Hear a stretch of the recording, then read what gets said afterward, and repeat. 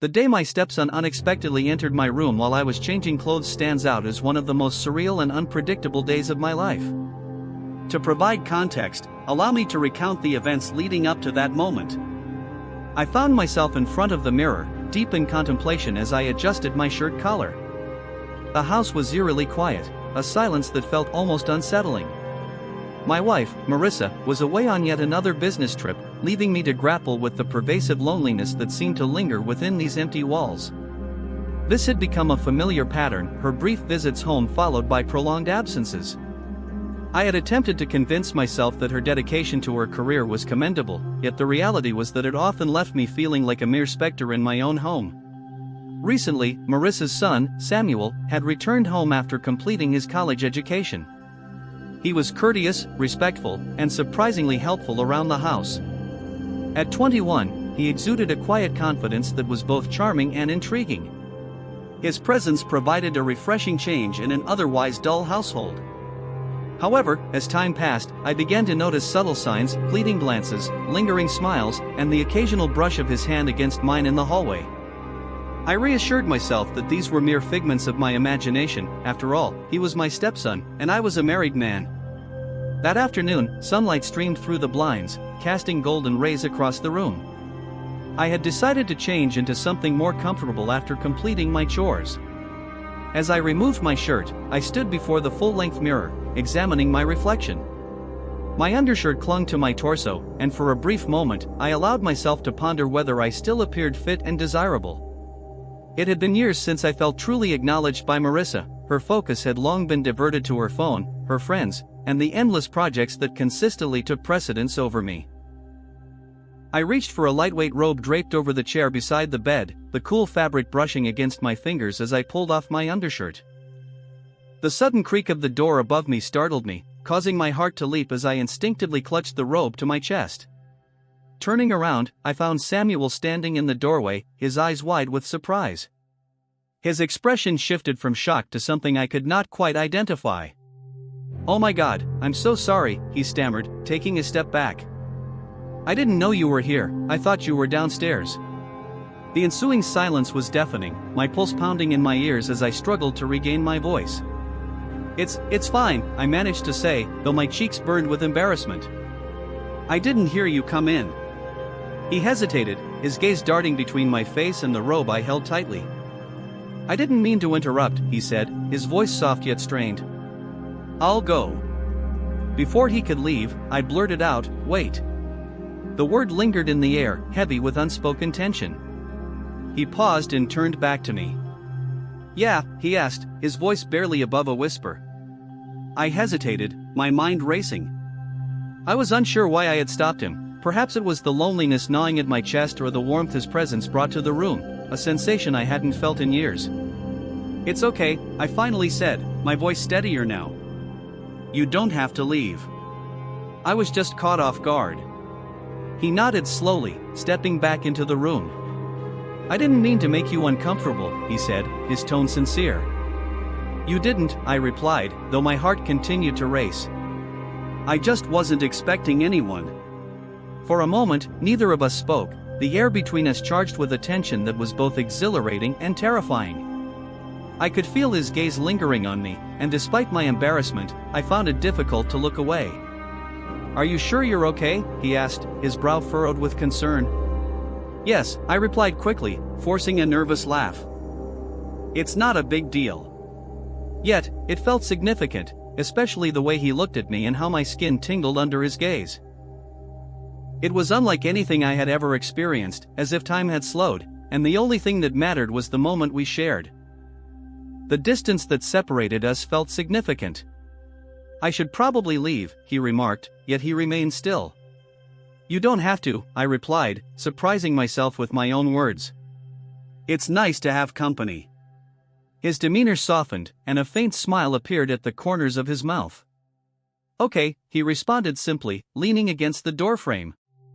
"If you're sure." I nodded, loosening my grip on the robe slightly. "I'm sure." For a few moments, we stood in silence, the weight of unspoken thoughts hanging heavily between us. A rush of warmth flooded my cheeks as his steady gaze met mine, unwavering and intense. There was something in his look that made my breath hitch and my heart race. "Daniel," he said softly, breaking the silence. "You've seemed different lately. Are you okay?" The question took me by surprise, and I hesitated before responding. "I'm fine," I replied, though the words felt insincere. "Just tired, I guess." "You don't have to pretend," he said, his tone both gentle and firm. "I can tell something is bothering you." His sincerity disarmed me, and for a fleeting moment, I felt the barriers I had constructed around myself begin to weaken. "It's nothing," I finally admitted, my voice trembling. "Just life." He stepped closer, his gaze unwavering. "You don't have to face it alone, you know," he said softly. "I'm here." The vulnerability in his words caught me off guard, and I felt a lump form in my throat. "Thank you," I managed to say, my voice barely a whisper. He nodded, his eyes searching mine. "Anytime," he replied simply.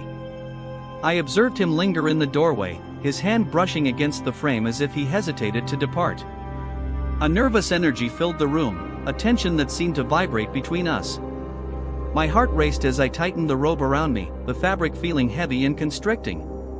"Samuel," I said softly, my voice almost inaudible. He paused, turning back to face me, his expression inscrutable. "Yes?" he asked, his tone gentle, though his eyes revealed a flicker of something deeper. "You don't have to go," I said, surprising myself once more. I found myself contemplating the words I had spoken. "If you wish to remain in converse, that is acceptable." For a brief moment, he did not reply, his gaze locked onto mine, steady and probing, as if attempting to unravel my meaning. Gradually, he advanced further into the room, allowing the door to click shut behind him. The sound sent a chill through me, though I could not discern whether it stemmed from fear or something entirely different.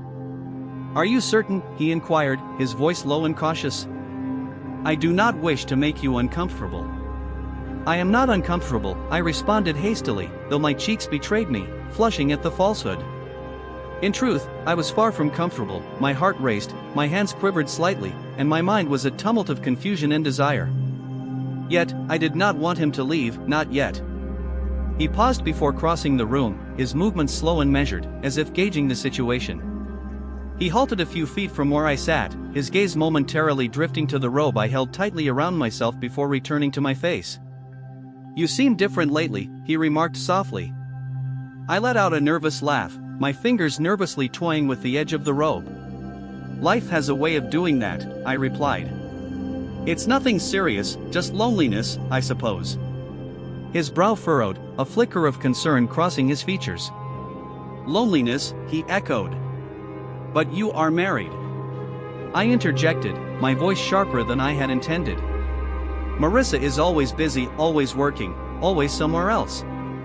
The bitterness in my tone surprised even me, prompting me to look away, embarrassed by my own outburst. "I apologize," I murmured. "That was unfair to you."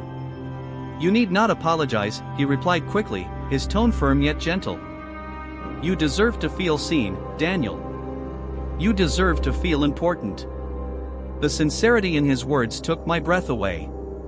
I glanced up at him, my chest tightening as our eyes met. There was something in his gaze, something raw and unguarded. That made it impossible to look away. "I do not know if I even remember what that feels like," I confessed, my voice barely above a whisper. The admission lingered between us, vulnerable and heavy, yet I remained silent.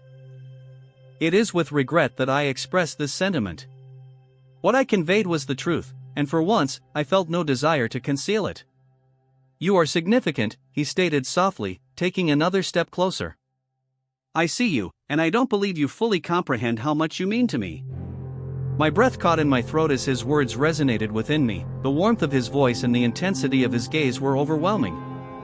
I sensed my defenses beginning to weaken, the barriers I had constructed around myself gradually crumbling.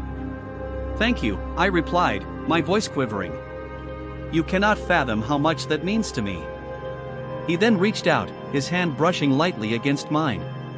The contact was fleeting, barely more than a touch, yet it sent a jolt through me that was impossible to ignore.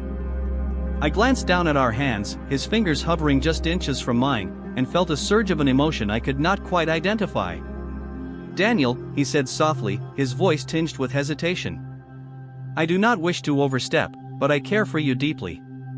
The room seemed to constrict around us, the air thick with unexpressed sentiments and feelings. My heart raced in my chest, my pulse quickening as I endeavored to comprehend his words. "Samuel," I began, but my voice faltered. I was at a loss for words, unsure how to respond to the tumult of emotions swirling within me. "I mean it," he continued, his voice unwavering despite the vulnerability reflected in his eyes. "You have always been so kind and understanding towards me, and I recognize that this is complicated, but I cannot feign ignorance regarding my feelings." I stared at him, my mind racing. His words were akin to a lifeline, pulling me from the depths of my own solitude and self-doubt, yet they also posed a danger, tempting me to cross a threshold from which I might never return. "I do not know what to say," I finally admitted, my voice barely a whisper. "This is complicated." "Indeed," he concluded for me, a small smile playing at the corners of his lips. "But that does not diminish its reality." He took another step closer, and I felt my breath catch as the space between us diminished to nearly nothing. His hand reached out once more, this time resting gently on my shoulder. The warmth of his touch penetrated the fabric of the robe, sending a shiver coursing down my spine. "You don't have to feel alone," he said softly, his gaze steady and unwavering. "Not with me." I swallowed hard, my throat dry as his words resonated in my mind. "Samuel," I began, but before I could articulate more, his fingers grazed my cheek, gently tilting my face to meet his. The touch was tender, almost hesitant, as if he were waiting for me to withdraw, yet I remained still, unable to pull away. Instead, I leaned into him, my heart racing as our eyes locked. "Tell me to stop," he murmured, his voice low and charged with intensity. "If you want me to, just say the word." I opened my mouth to reply, but no words emerged. The tension between us was palpable, an irresistible magnetic pull. Gradually, he leaned in, his breath warm against my skin, and I felt my resolve disintegrate completely when his lips finally met mine. The kiss began softly, tentative and almost questioning, but as I surrendered to the moment, it deepened, the initial hesitation fading away. His hands found their way to my waist, drawing me closer, and I felt the robe slip slightly from my shoulders. Every nerve in my body ignited, each touch sending a surge of electricity through me. The kiss intensified, becoming more urgent and desperate, and I felt myself losing control, yielding to the passion that had been simmering for far too long. This was not merely a kiss, it was an escape, a release, a means to feel alive once more. As his hands explored my back and his lips moved with mine, I realized there was no turning back. The most astonishing part was that this was just the beginning. His hands found the edge of the robe, which hung loosely over my shoulders, his fingers brushing against the soft fabric before trailing down to the curve of my waist. I shivered at his touch, feeling the heat of his palms through the delicate material, every part of me igniting with anticipation and a longing I had not experienced in years. Daniel murmured softly against my lips, his voice heavy with emotion. It was not merely desire, it was something profound, something that left me breathless and trembling. I pulled back slightly, my chest rising and falling as I attempted to regain my composure. His eyes were fixed on mine, searching and pleading, as if seeking permission to proceed. The intensity of the moment was overwhelming, yet I found it impossible to step away. The world beyond this room felt remote and insignificant. My focus was solely on him, his touch, his warmth, and the way his gaze made me feel as though I were the only person in existence. "I shouldn't," I whispered, my voice barely above a murmur. Yet, even as I spoke, I remained still, my hands resting on his chest, feeling the steady rhythm of his heart beneath my fingertips, matching the rapid beat of my own. It was a connection that seemed to bind us in a way I could not articulate. "You don't have to do anything you don't want to," Samuel said gently, his tone imbued with a quiet intensity that made my heart ache. "I just want you to understand how much you mean to me, that's all." His words pierced through the tumult of thoughts in my mind, and I felt tears welling in my eyes. When was the last time someone had spoken to me in such a way? When had I last felt truly seen by another?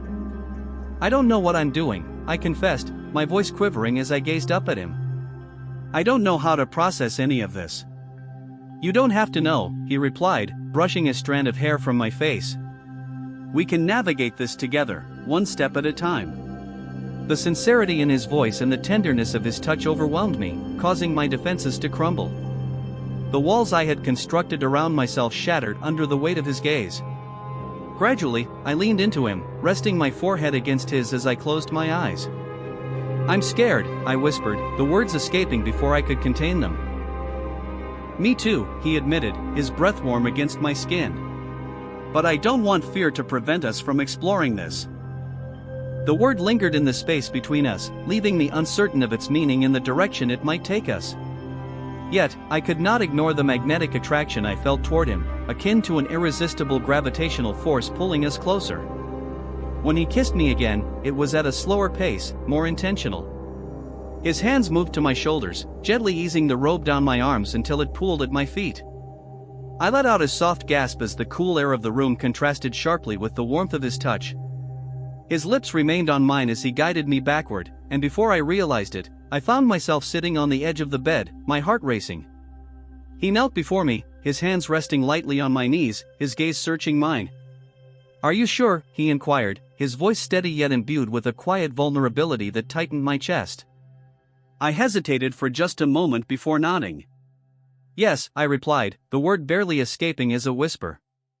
The tension between us intensified as he leaned in, my hands finding their way into his hair, tangling in the soft strands while I tilted my head back, allowing myself to be enveloped by the moment. Each touch and kiss sent shivers down my spine, igniting a fire within me that I could not ignore.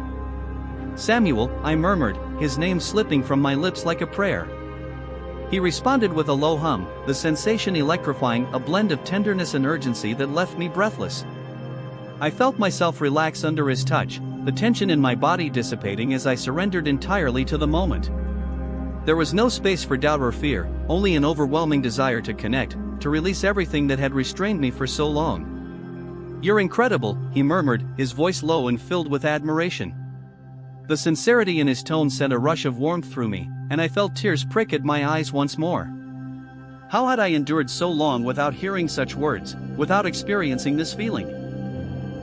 "You make me feel alive," I confessed, my voice quivering with emotion. "I don't even know how to explain it." "You don't have to," he replied, his hands. He cradled my face as he kissed me deeply. I felt it as well. Time appeared to freeze while we became lost in one another, the outside world fading into irrelevance. Each touch, every kiss, and every whispered word felt like a revelation, a reminder of the essence of true connection. As the moment lingered, I realized I did not want it to end. "I don't want to lose this," I murmured, my voice barely above a whisper. "I don't want to lose you." "You won't," he assured me, his gaze unwavering and filled with resolve. "I'm not going anywhere." His words were a balm to my soul, soothing the loneliness that had haunted me for so long. I held onto him, allowing his presence to fill the void in my heart. For the first time in years, I felt complete. As the night progressed, the lines between us blurred, and I ceased to care about what was right or wrong. All that mattered was the way he made me feel, the way he reminded me of who I was and what it meant to truly live. In that moment, I understood there was no turning back. "You're trembling," he said softly, his thumb gliding along my jawline as our eyes locked. I nodded, unable to articulate my feelings. The truth was, I was uncertain whether my shaking stemmed from nerves or anticipation, perhaps it was a combination of both. Regardless, I felt raw and exposed in a manner I had not permitted myself to be in years. "It's okay," he whispered, his voice so gentle that it made my chest ache. "We can take our time. I'm not going anywhere." Something in his words, the sincerity of his tone, calmed the storm of emotions swirling within me. I exhaled shakily, leaning into his touch as I allowed myself to believe him, to trust him. It was both terrifying and exhilarating to dismantle the walls I had spent so long constructing around my heart. I felt invisible for so long, I confessed, my voice barely audible, as if I were merely existing. "But with you, I feel seen." "You are seen," he replied, his hands steady as they held me. "And you deserve so much more than just existing." The weight of his words resonated deeply within me. Tears began to form in my eyes, and I blinked rapidly in an attempt to hold them back. However, one managed to escape, trailing down my cheek before I could wipe it away. Samuel leaned closer, placing a gentle kiss on the path of the tear. The tenderness of his gesture caused my breath to hitch, and I felt my resolve begin to dissolve entirely. I don't know how to navigate this, I admitted, my voice quivering, but I don't want to stop. We don't need to have all the answers right now, he replied, resting his forehead against mine. Let us simply be present with each other. His words served as an anchor, grounding me in the moment in a way I had not experienced in years. Gradually, I leaned in, allowing my lips to brush against his in a kiss that was both tentative and fervent, as if I feared the moment would vanish if I did not grasp it tightly enough. Samuel responded without hesitation, his hands finding their way to my waist, drawing me closer. The kiss deepened, and I felt the burden of my anxieties begin to dissipate. His touch was both assured and gentle, his movements intentional, as if he were wary of shattering me. It was intoxicating how he focused solely on me, on making me feel cherished. As his hands glided along my sides, tracing the contours of my body, a warmth enveloped me that I had not felt in what seemed like an eternity. This sensation transcended the physical, it was emotional, embodying the feeling of being desired and cared for in a manner that surpassed mere words. You are beautiful, he murmured, his voice low and filled with admiration. I have always believed so. His confession sent a shiver down my spine, prompting me to pull back slightly to meet his gaze. The intensity in his eyes was almost overwhelming, yet I found myself unable to look away. There was no uncertainty in his expression, no doubt, he meant every word. Samuel, I began, but the words faltered in my throat. What could I express? I was terrified, having spent so long feeling unworthy of such intimacy that I struggled to accept it now that it was laid before me. You don't have to. He spoke softly, his hands moving to caress my face. I want you to understand my feelings, that is all. The sincerity in his voice caused a pang in my chest, prompting me to lean into his touch once more. Gradually and purposefully, I allowed my hand to glide up his arms, feeling the strength of his muscles as I drew nearer. He exhaled gently as I pressed my forehead against his. My heart raced within my chest. I admitted, I am scared, my words quivering on my lips, yet I added, but I do not wish to stop. Then we shall not, he replied simply, his voice unwavering and confident. I will take care of you, Daniel, I promise. The conviction in his words, the tenderness with which he spoke my name, left my knees weak. I allowed him to guide me backward, my body sinking into the softness of the bed as he hovered above me. His hands moved with a precision that was both reassuring and exhilarating, igniting every nerve ending as he explored. Eventually, a silence enveloped us. I don't think you realize how incredible you are, he said, breaking the stillness. His words flooded me with emotion, and I felt tears welling in my eyes once more. I have felt so forgotten, I confessed, my voice trembling, but you make me feel like I matter. You do matter, he asserted firmly, his hands pausing as he gazed into my eyes, more than you know. The sincerity in his gaze and the emotion in his voice left me breathless. I reached up, cradling his face in my hands, allowing myself to trust him. In that moment, the distinction between right and wrong faded, all that mattered was the bond we shared and how he made me feel valued once again. I do not know what will happen next, I murmured softly, my voice barely above a whisper, but I do not want this to end. It does not have to, he replied, gently stroking my hair. We will navigate this together. I closed my eyes, letting his words envelop me. For the first time in years, I felt a flicker of hope, a sense that perhaps, just perhaps, I could rediscover happiness. And as I lay there in his embrace, I felt a profound sense of peace. I came to understand that regardless of the obstacles that awaited us, I was no longer alone. The ensuing silence was not uncomfortable, rather, it enveloped us like a comforting blanket as we lay intertwined on the bed. Samuel's hand rested gently on my back, tracing slow, soothing circles that sent waves of tranquility through me. My head rested against his chest, the rhythmic rise and fall of his breathing anchoring me in the reality of the moment we had just shared. For an extended period, we remained silent, as words seemed unnecessary, even intrusive, in the quiet intimacy that enveloped us. I closed my eyes, attuning myself to the cadence of his heartbeat beneath my ear, allowing it to ground me in this moment. Outside the confines of the room, the world faded away, there was only him, his warmth, his presence, and the way his touch restored my sense of wholeness. I don't want this to end, I whispered, my voice barely audible. Samuel's hand paused momentarily before he tightened his embrace, drawing me closer. "It doesn't have to," he replied softly, "not if we choose not to."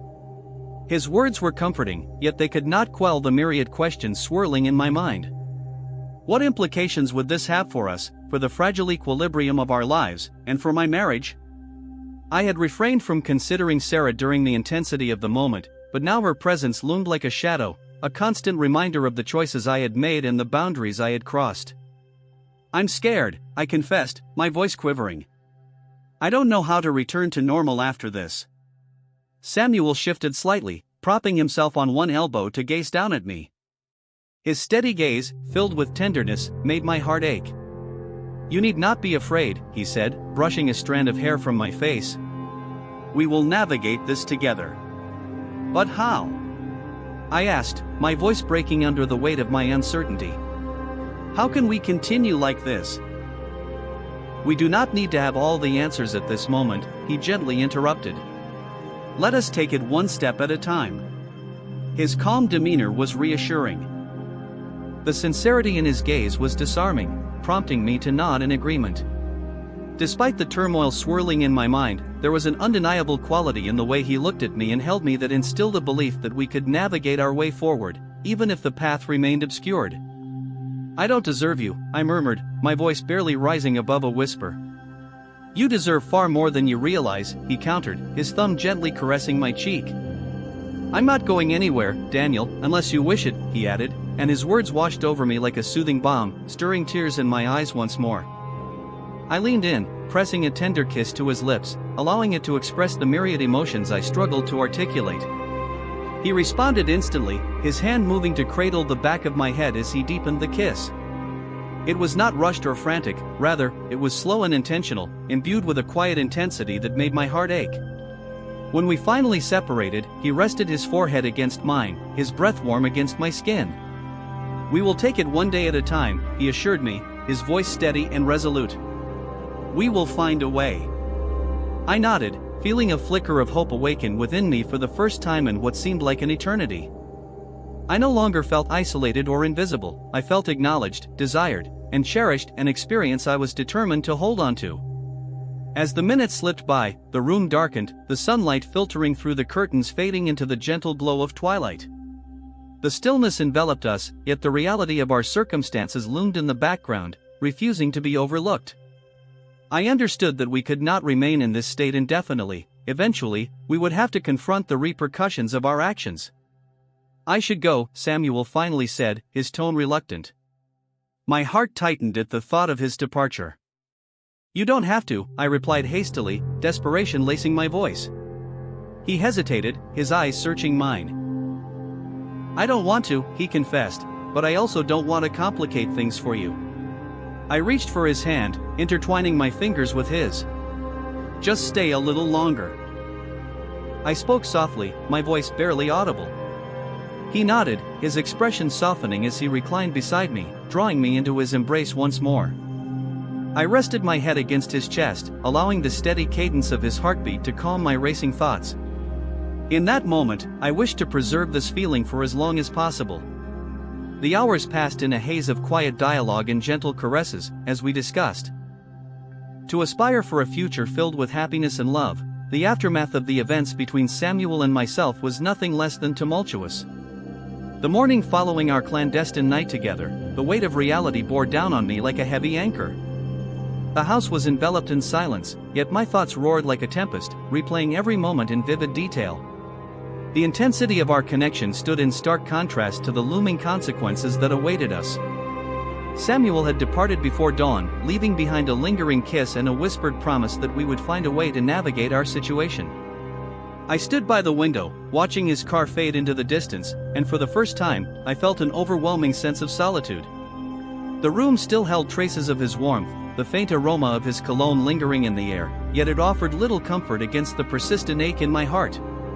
When Sarah returned later that morning, unaware of the turmoil brewing within me, I found it increasingly difficult to maintain a facade of normalcy. Her casual greetings and predictable routine felt surreal, as if I were observing a life that was not my own. I forced a smile and responded to her inquiries, but my mind was ensnared in a web of guilt and yearning. In the days that followed, I could not escape the shadow of what Samuel and I had shared. The memories blazed brightly against the backdrop of my otherwise mundane existence, accompanied by doubts, fears, and an endless stream of questions that haunted my nights. How could we possibly keep this secret? And even if we managed to do so, what kind of life would that entail, living in the shadows, perpetually glancing over our shoulders? Samuel and I managed to carve out a few stolen moments together, but they were fleeting, filled with whispered reassurances and clandestine touches. The tension between us was palpable, as was the uncertainty. Each time I encountered him, my heart raced with a mix of exhilaration and dread. We were precariously balanced on a tightrope, or one misstep could lead to our downfall. One evening, as I sat alone in the living room, lost in thought, I felt the weight of it all pressing down on me. Samuel stood in the doorway, his expression guarded as he blankly stared at the television. However, the turmoil within him was evident in his eyes. Without uttering a word, he crossed the room and took a seat beside me, his presence offering both comfort and unease. "We need to talk," he said quietly, his voice steady despite the gravity of his statement. I nodded, feeling my throat tighten as I prepared for the conversation ahead. For a long moment, silence enveloped us, heavy with unspoken thoughts. Finally, Samuel broke the stillness, his gaze directed at the floor. "I don't regret what happened," he began, his voice barely audible, "but we can't continue like this. It's unfair to you and to Sarah." His words struck me hard, and I felt tears welling in my eyes. "I don't know how to stop," I confessed, my voice shaking. "I don't know how to let this go." Samuel reached for my hand, his touch both gentle and resolute. "We have to try," he said softly, "because if we don't, it will destroy us." The truth in his words was undeniable, yet it did not make them any easier to accept. I wanted to argue, to insist that we could find a way to be together without losing everything, but deep down, I recognized his correctness. As days turned into weeks, we gradually began to distance ourselves. The stolen glances became less frequent, and the quiet moments of connection dwindled. It was agonizing, akin to tearing a part of myself away each time I saw him and had to feign indifference. Yet, it was necessary, for my sake, for his, and for the fragile balance of our lives. Sarah, blissfully unaware of the turmoil beneath her roof, remained unchanged in her routines, habits, and distant affection. Still, I could not look at her without feeling the weight of my betrayal pressing down on me. The guilt was suffocating, a constant reminder of the lines I had crossed and the promises I had broken. Meanwhile, Samuel immersed himself in his job search, filling his days with that pursuit. Interviews and networking filled his days, and I admired his resolve, even as it created a growing distance between us. I reassured myself that this separation was easier, allowing us to exist as two individuals navigating the complexities of life under the same roof. Yet, the reality was that I missed him profoundly. I longed for the way he made me feel alive, seen, and understood. I yearned for the connection we once shared, the spark that had reignited a part of me I believed was lost forever. Although I recognized that parting ways was for the best, it felt akin to losing a piece of my own identity. One night, as I lay awake in bed, staring at the ceiling, an overwhelming pang of longing seized me, taking my breath away. I thought of Samuel and how his touch had stirred something within me, recalling the quiet strength in his voice when he had suggested we let go. I came to understand that, regardless of the passage of time, a part of me would always carry him with me. The aftermath of our relationship was not what I had envisioned. It was neither dramatic nor catastrophic but rather a quiet, gradual unraveling of something that had burned too brightly to endure. Nevertheless, it was significant. Samuel had transformed me, awakening feelings I could not dismiss. Though we had chosen different paths, I knew I would forever cherish the moments we had shared. As I lay in the darkness, I made a silent vow to myself, to embrace the lessons I had learned, to seek a way forward, and to pursue the happiness I had longed for. It would not be an easy journey, but I owed it to myself and to Samuel to make the effort. Even now, I find myself uncertain about it all. What are your thoughts on this situation? Do you believe my actions were misguided? I welcome your insights in the comments.